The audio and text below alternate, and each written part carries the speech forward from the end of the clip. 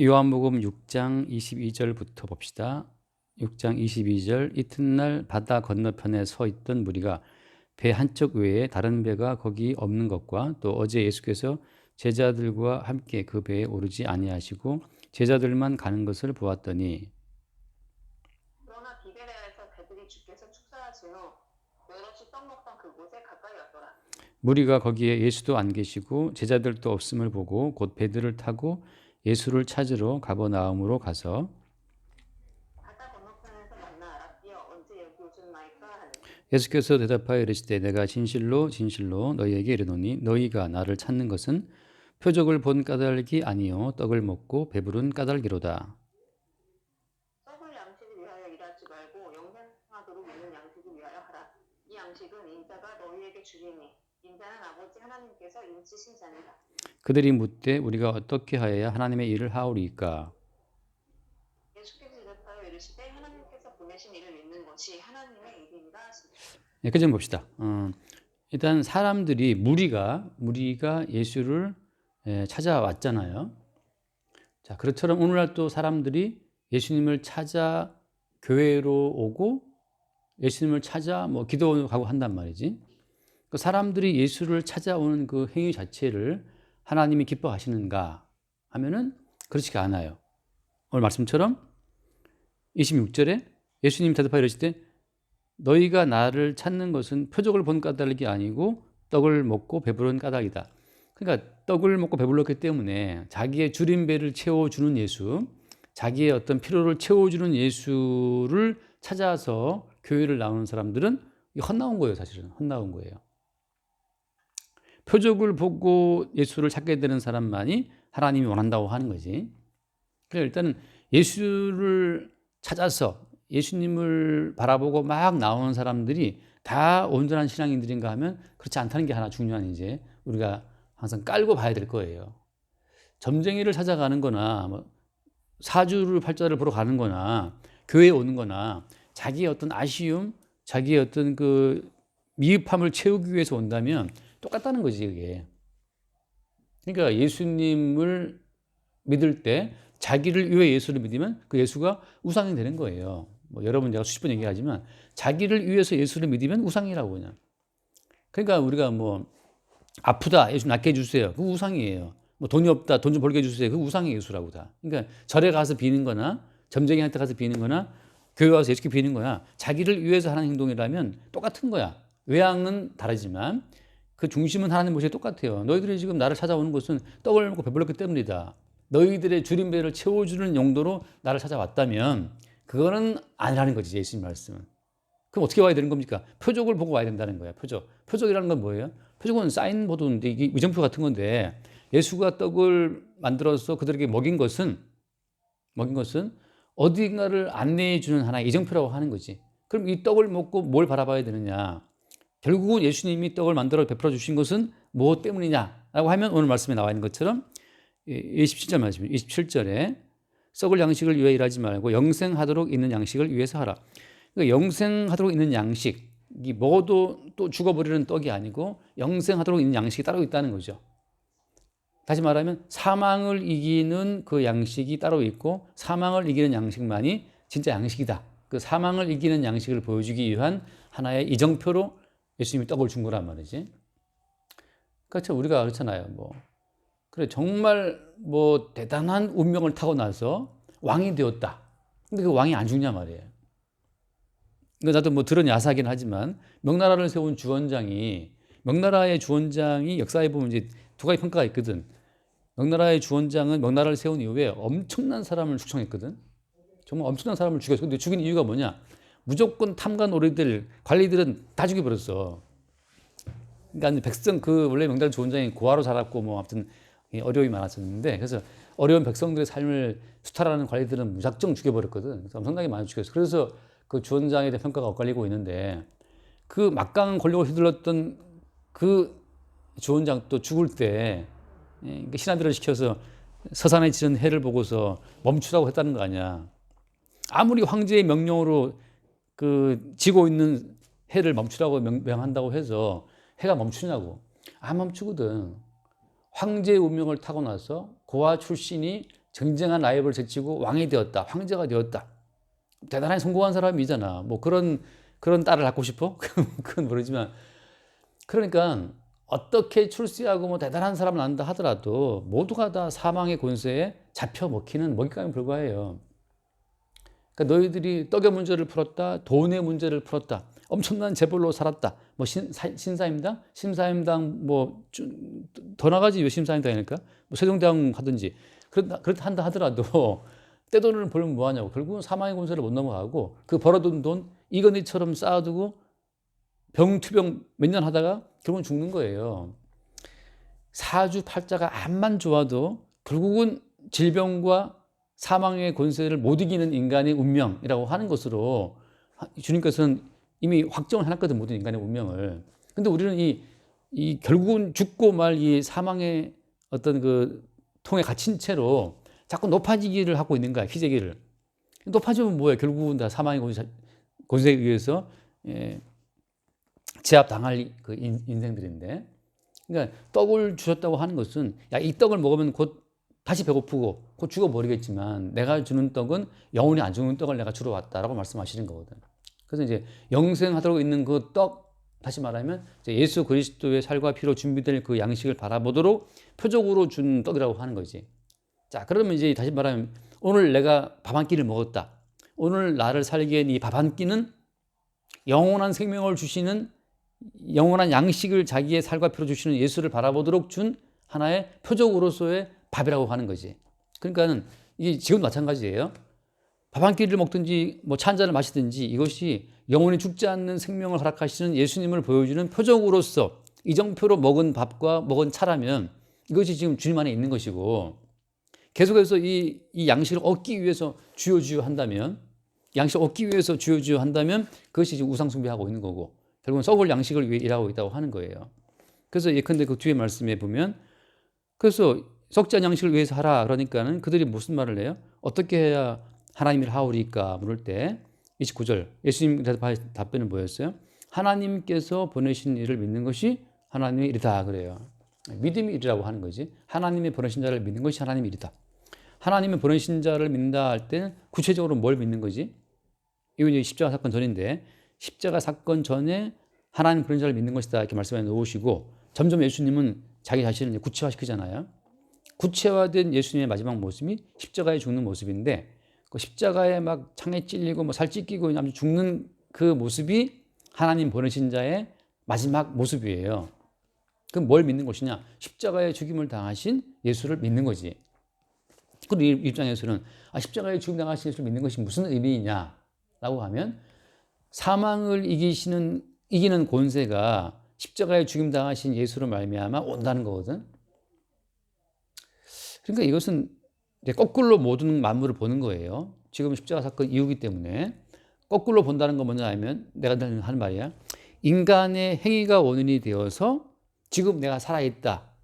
내가 살아있는 결과는 내가 열심히 일을 했기 때문이라고 하는 원인 결과가 내 안에 다 들어있으면 그건 죽는 거예요. 나라는 원인은 아무리 원인을 만들어도 사망이라는 문턱을 못 넘는 결과만 우리는 낳게 되거든. 그러니까 평생을 벌어도 결국 죽음을 피할 수 없어요. 대통령이 되어도 죽음 피할 수 없고 이건희 씨처럼 돈을 많이 벌어도 죽음 피할 수 없고 그러니까 내가 원인이 되어서 산출해내는 모든 결과는 결국 다 사망의 문턱을 넘지 못하고 죽는다 이거거든. 그러면 근데 예수를 믿는 것은 뭘 말하는 것이냐 하면 지금 나의 살아있음이라고 하는 이 결과가 십자가에 죽임 당하신 예수로 인해 온 결과로 현재 내 삶을 해석할 수 있다면 우리는 죽어도 산다고 하는 거예요. 그러니까 이미 성도 입장에서는 지금 모든 것을 바라보는 안목이 뒤바뀐 상태에 있어. 내가 원인이 되어서 만들어가는 어떤 결과로서의 삶이 아니고 예수님의 십자가의 죽으심으로 인해서 오늘 내 결과가 있다고 하는 것으로 내 삶에 대한 모든 원인 결과를 내가 놔버리는 상태예요. 나를 바라보는 그 내 인생에 대한 어떤 그 결과물 자체가 내 나라는 원인을 떠난 문제라고 하는 거. 그러니까 어떻게 보면 우리가 볼 때는 어떻게 보면 자포자기일 수도 있고 왜 내가 나의 행위를 원인으로 해서 뭔가를 만들려는 의지가 내게 없기 때문에 아까 말한 것처럼 우리가 희망이라는 오락이다라고 말할 때는 내가 뭔가를 하고 싶고 뭐 되고 싶어 그건 다 하나의 희망인데 그 희망은 하나의 오락이에요. 되고 싶지만 그대로 된다고 하는 것은 어때? 그대로 되는 그 원인 자체는 내게 있는 것이 아니고 십자가에 죽으신 예수로부터 원인이 오고 결과가 만들어지는 거거든. 그러니까 우리는 그 사이에서 헛된 어떤 TV 드라마를 보고 즐기듯이 내가 꿈꾸는 그 희망 자체를 그냥 엔조이 즐길 뿐이야. 나는 뭐 하고 싶다. 아, 다음 주에 어디 가고 싶다. 뭘 먹고 싶다. 다 그건 우리의 희망 사항인데 그건 그냥 누리는 거고 실제 그 자체가 이루어지는 것은 어때요? 주님으로부터 이루어지는 것이고 더 좁게 말하면 뭘 하고 싶다라고 하는 이런 그 희망조차도 어때요? 주님이 원인이 되어서 내게 오는 것으로 볼 수 있어요. 그 사이에 동원되는 것은 뭐냐? 그 사이에 동원되는 것은 마귀거든. 마귀와 귀신이 동원되지만 하나님 허락하신다고. 그래서 우리는 마음껏 그런 헛된 희망을 막 즐기고 막 하고 있다. 결국은 안 되네? 안 됐네? 안 되면 안 됨으로써 인생에 개입하시는 진짜 주인을 바라보게 되고 또 됐네? 되면 이것도 어때요? 주님이 이루신 결과이기 때문에 또 감사하게 되는 거고. 그래서 우리는 사나 죽으나 주의 것이라고 하는 그 말이 그대로 이루어지는 거예요. 주님은 이제 우리를 도구로 해서 주님의 살아계심을 나타내고 증거하는 하나의 어떤 수단으로 우리를 사용하시는 거거든. 그러니까 우리가 기계는 아니지만 오늘 중앙일보에 그 진중권 씨가 쓴 칼럼이 아주 재밌었거든. 내가 나중에 보내줄게 한번.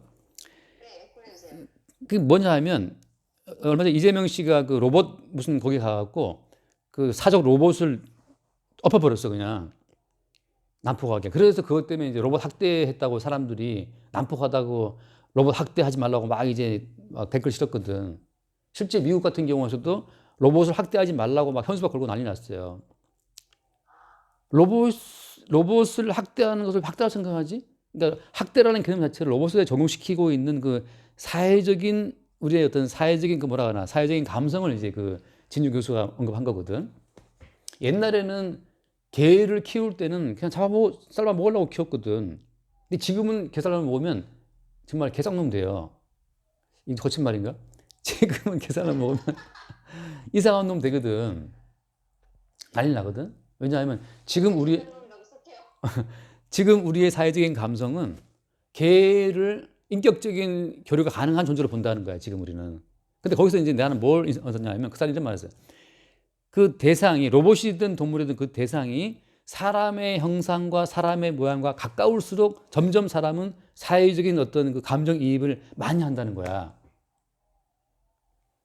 그래서 그냥 기계는 기계로밖에 안 보지만 우리가 그 로봇을 사람처럼 혹은 동물처럼 만들어 놓으면 우리는 쉽게 감정이입을 하기 때문에 그 사적 로봇, 개처럼 생긴 로봇을 이재명이가 뒤집어 엎었거든. 그 쓰러뜨렸단 말이야. 그러니까 남들이 볼 때는 개 모양이라고, 강아지 모양이기 때문에 마치 강아지를 쓰러뜨린 것 같은 걸 받는 거야, 우리 사람들이. 거기서 왜 하나님이 하나님의 형상과 모양대로 사람을 지으셨는가를 생각하는 거야.